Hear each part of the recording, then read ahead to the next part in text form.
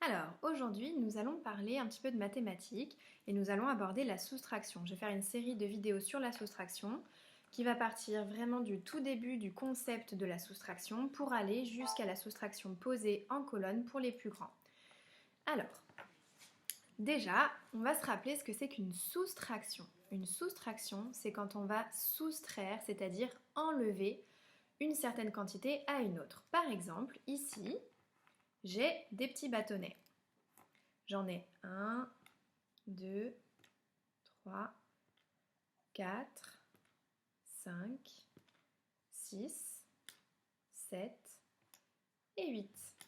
J'ai mes 8 bâtonnets ici et je vais en donner 3 à Bob, mon cochon d'Inde. Je vais donner 3 bâtonnets. Je vais donc enlever 3 bâtonnets aux 8 bâtonnets qui sont déjà dans ma main. Je vais en retirer, en enlever 3. 1, 2 et 3. J'ai donc enlevé, retiré les 3 bâtonnets qui sont ici et je vais les donner. Donc je ne les ai plus. Et je vais compter maintenant ce qu'il me reste. Le résultat d'une soustraction, c'est ce qu'il reste. Il me reste 1, 2, 3, 4, 5 bâtonnets. Au départ, j'avais 8 bâtonnets. J'en ai enlevé, j'en ai soustrait, retiré 3. Et à la fin, j'en ai moins. Il m'en reste moins. Je n'en ai plus que 5. Donc je peux dire que 8, si je prends 8 et que j'enlève 3, il me reste 5.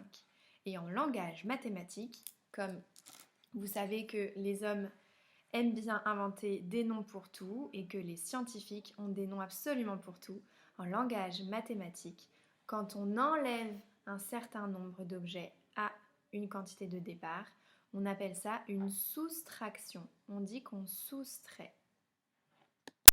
Avant d'aller plus loin, pour les plus jeunes d'entre vous, à la maison, prenez une collection d'objets, donc par exemple 10 crayons, 15 feutres, 5 assiettes, ce que vous voulez, et amusez-vous à retirer, à enlever, et demandez-vous à chaque fois, est-ce que je vais en avoir plus ou est-ce que je vais en avoir moins?